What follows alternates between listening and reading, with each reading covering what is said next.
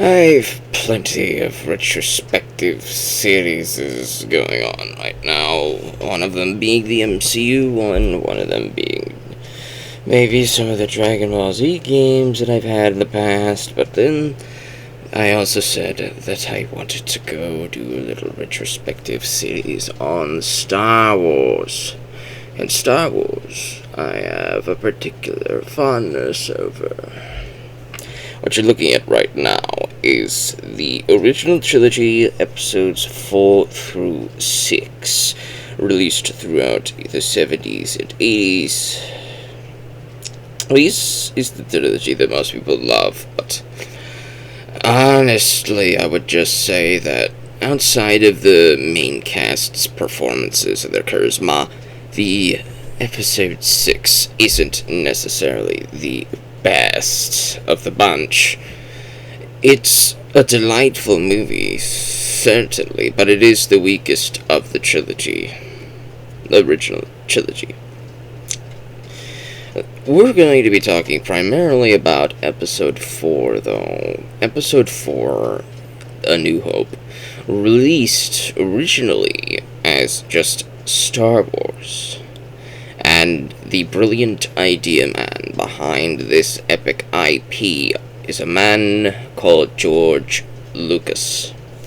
George Lucas is a pioneer in the industry of special effects and sound design, whatever technical term you want to use. In fact, I would almost guess to say that the Oscars, the Academy Awards term for best sound effects, sound design, had to have been invented because of this man. This man had visions in his brainy brain, and he realized that the sounds that he wanted his Star Wars spacey sounds to sound like didn't exist when he was making these films, and so, since it didn't exist, he went ahead and made them exist. When you watch these films, on the opening segment, the whole title screen where you get to see all the crappy crap stuff that shows up, THX right here shows up right there. THX is the sound company, effecty company, that was founded by George Lucas. So he was one of the founders. He was one of the pioneers behind that company. And the sound from THX is the whole fulcrum from which the original 6 movies draw most of their amazing sound from. Is from this company, THX, and George Lucas. Let me see if I can read this fine print down here. Tiny script here. THX, the THX logo or trademarks of THX Ltd, which may be registered in some jurisdictions. Rights reserved. Available on Blu-ray only. So you don't have THX's amazing sound in the DVD versions here. Fantastic. Now, I have another version of this trilogy on VHS. The original versions, the unedited ones that don't have the whole extra CG crap thrown in, added in, which I don't really care for, honestly. It doesn't bother me when I watch these movies. They're still fine, but I have the original box set of the trilogy on VHS. I just don't feel like digging it out. It's hidden in the deep, dark cabinet that I'm going to have to take forever to look for, and I just don't feel like digging up my VHS tapes. I've put them away. I don't have a working VHS player anymore, and besides, DVDs and Blu-rays play easier. You just check out you don't have to rewind. It's easier. It's easier to watch. But yeah, I have the original version of this trilogy that people prefer. Many people prefer. There's many versions of this trilogy. There's the Laserdisc versions of the movies. There are the DVD versions of the movies, the original ones. And then there's the VHS tapes that were released in the most pristine condition. And there's a lot of the whole who shot first with Greedo that people have been bickering about for the past few decades. And it's like, I could agree that I am pretty geekish, nerdish. I mean, look, if Batman is on my friggin' desk and he's sitting right here and I'm staring at him every time I use the computer. Nerd is in my blood half the time. But the whole who I don't care who shot first. They could have shot both at the same time for all I care. So long as Han killed Greedo, that's all that matters. Either way, there's a lot of stuff in here that people have been bickering about for 20, 30, 40 years now. And, The New Hope originally released as Star Wars because George probably didn't think that he was going to be able to make the other films. This was his one chance to make a good one, so he did, made the best sound that he could, and it ended up blowing away the minds of youth everywhere, and almost immediately afterwards they demanded a sequel, and we got The Empire Strikes Back, one of the greatest sequels to a film ever made. The Empire Strikes Back is one of the best, and honestly, if I'm going to talk about these, I might as well just make this a single video, because whatever, it's the same original case. It's all right here. I don't feel like bringing it out for 3 separate videos, and I don't have notes or script written up for them all. So whatever, let's talk about all 3 at once. And the others I'm going to talk about one at a time, though, because I have all the rest of them in single cases and single releases, so yeah, whatever there.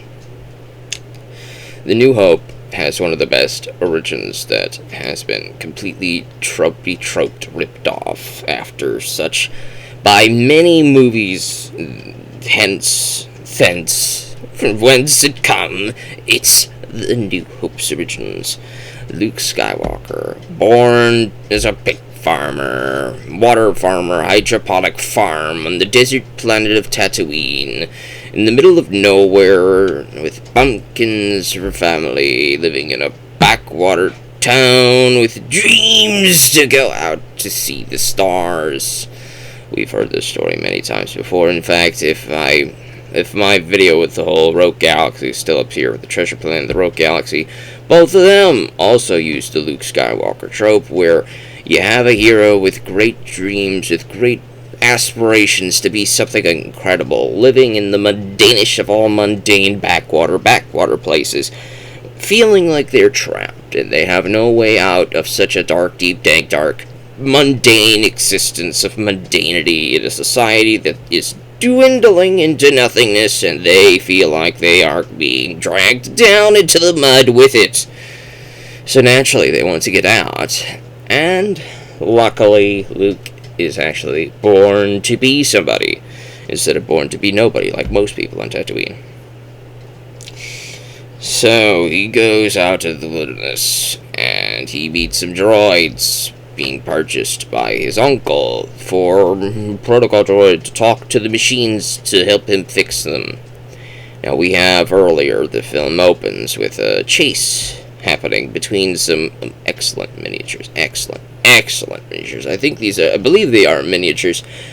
The ships look fantastic. The CG for the shooty electric lighty lights, I'm fine with that. The extra CG here with the new additions of the CG, at least with the electric lighty lights and stuff, and the lightsabers. They fixed it up. They cleaned that up a little bit better, and I thought that it looked better-ish in the newer versions, the edited versions.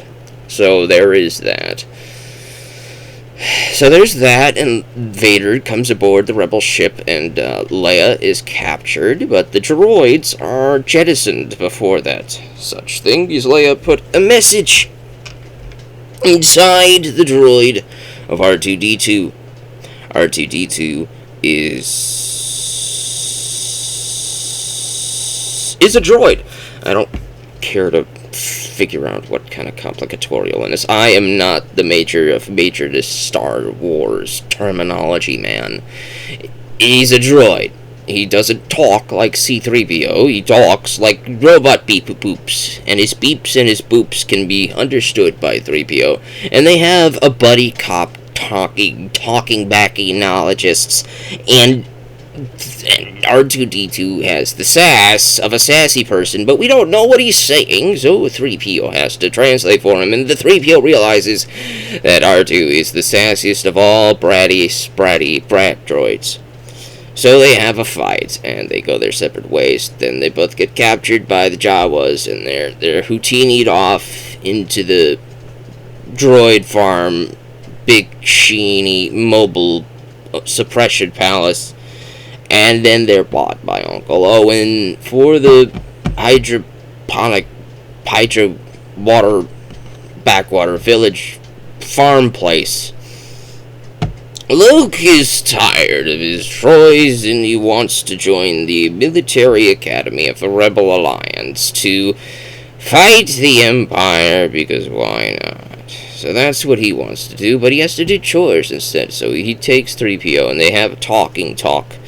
And since 3PO's mind was wiped at the end of Episode 3, he doesn't remember Tatooine or the whole farmy farm, because this was the place where he was created. He was created by Anakin Skywalker, and when he was a child. That's it. But his memory was wiped, so naturally that's what you could do with robots, The robot rights. What rights? So they wipe the minds of the robots, the droids. It's very easy to do in this science fiction-y science place, because you can't really do that with humans too much, and other aliens and all that stuff, because they got fleshy, gooey, squishy brains. If you want to make them forget things, you might as well just point something between their eyes and they'll get rid of it. But with droids, you could just flick a switch and say, I want you to forget the past 50 years, and then the droid forgets the past 50 years, and he's gone. It's gone, So they talk to the droids, and the droids roid him out, and Obi-Wan Kenobi shows up, and Obi-Wan Kenobi is like, you're not an Obi Kenobi, you're somebody Kenobi, and I am here from not being Ben, because I'm here to save you from the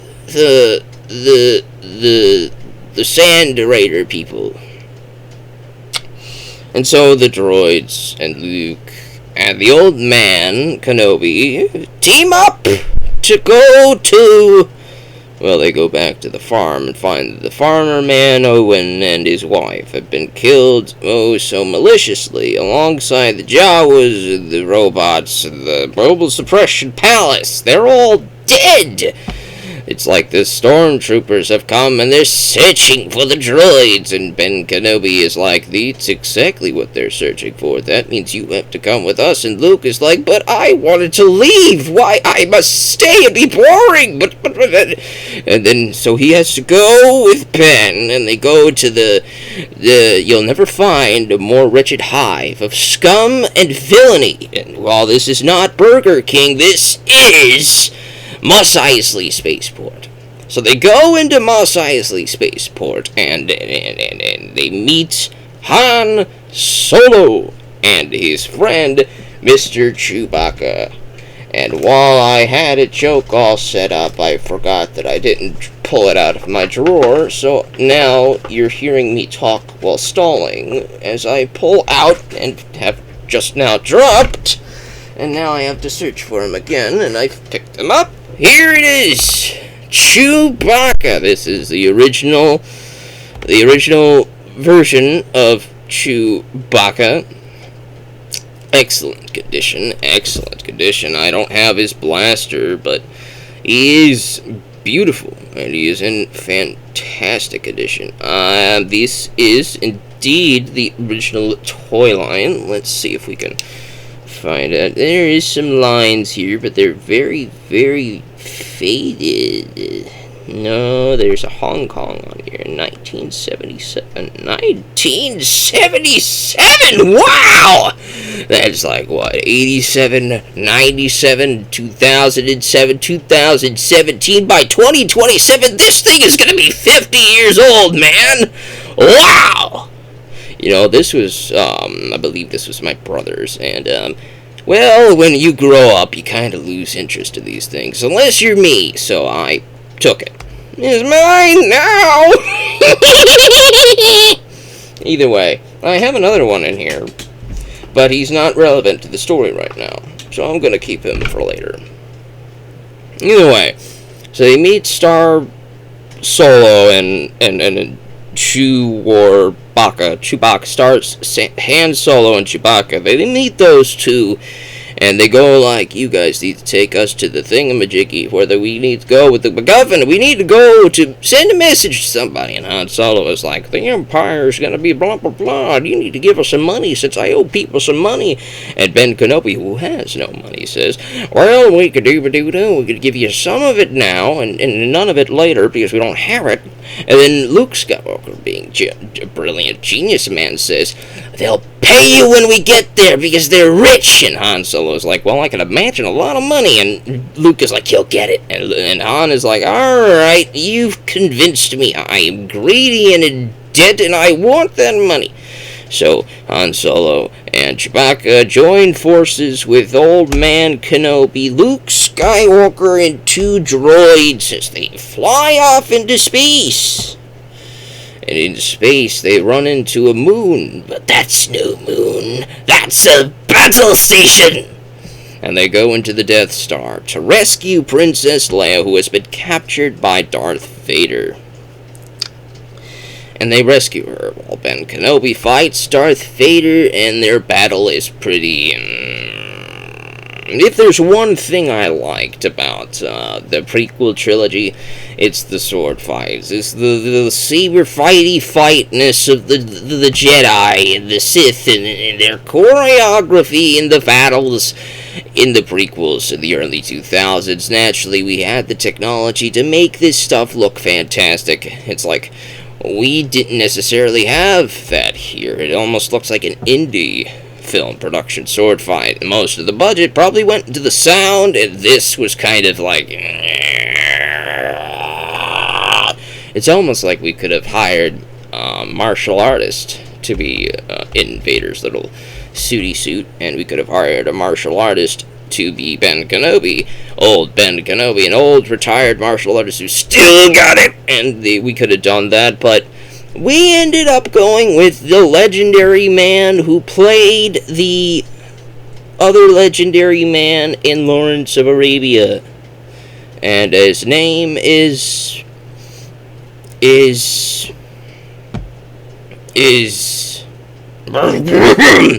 and Mr. is an excellent actor. He is an excellent actor, and but he's not into it. He's not the biggest of nerds. He's not into the whole sword fight. So they have their weak sword fight, and they go off doing whatever after that. And then they leave the Death Star, and the Death Star goes like, "We need to follow them," and they go to follow them, because they're going to lead them right to the Rebel base, which is exactly where they go next. And then, right after, they start talking about how to destroy the Death Star, because we have the plans now to blow it up. And that we have to do it now, because they're coming to blow us up, so it's a battle of who can blow up the other one first. And we only have, 20 X-Wings? And we're like, "Alright, we need pilots." And Luke is like, "I'm a pilot." And everybody's like, "Sit down, you're not a pilot." And then Han Solo's like, "Well, this kid's, he's a good guy. He's piloty man." And Luke has friends in the Rebel Alliance that joined, that he never got to join. So his childhood friend vouches for him and says he's good at piloting things. He could pilot anything that flies, and he could probably crash everything else. So Luke becomes one of the pilots for the X-Wing, and everybody goes to attack the Death Star, and Luke manages to blow it up using the power of the Force. The Force will be with you always. And that's the New Hope. And as sarcastic and hyperbolically entertaining as I have been for this little retrospective recap of this movie is fantastic. You can watch it 100 times, you can watch it 200 times, you can watch it 300, 400, 500 times! It is a fantastic fantastic film. Timeless. It is lightning in a bottle. You can watch this standalone without ever having watched anything else prior, anything else afterwards. You don't even need to watch The Empire Strikes Back. You don't even need to watch Return of the Jedi, Revenge of the Sith. You don't need to watch any of that. You could just watch A New Hope, and by itself, it is self-contained into one of the greatest science fiction epics of our time. That is what A New Hope is. And honestly, I don't know which is better between the two. Because, if I'm going to rank these, it would be these two at the top. New Hope and The Empire Strikes Back. I can't decide which is better. But if I have to go by which one is the superior story, because, The Empire Strikes Back is a back-to-back with the whole Return of the Jedi, because, there's a lot of story beats and stuff that are left unchecked, undone. That's why you kind of have to watch Return of the Jedi after The Empire Strikes Back. At least with The New Hope, there's a lot of stuff that's left up in the air. We don't really know too much about the Emperor. In A New Hope, we don't see him. We just see that Vader is in charge of this Death Star alongside Grandma Tarkin. Grandma Tarkin and Darth Vader are the two big people on that big Death Star, and both of them are taken out. Darth Vader is ambiguously taken out so he could come back in the sequel. But if there was no sequel, you could just say that he did die, spiraling off into space, dying in the air. And that's why A New Hope is so self-contained. It is the best story of all of them, because Empire Strikes Back, well, I would say, is the better movie. It relies on the other movies to be as good as it is. It relies on being a sequel to A New Hope to be good. You rely on Return of the Jedi to figure out what happens after The Empire Strikes Back, to see what happens to Han Solo and all that other stuff. So I would have to say The New Hope is the superior film. And while we're at 22 minutes, I realize if I'm going to go the way I've gone through the first movie, by going through the second two, I'd probably be here for over an hour. And I realize that I guess I do have to split this up into 3 after all. Because there's just too much I could say about these movies. There's just way too much. Well, fine. We'll split them up.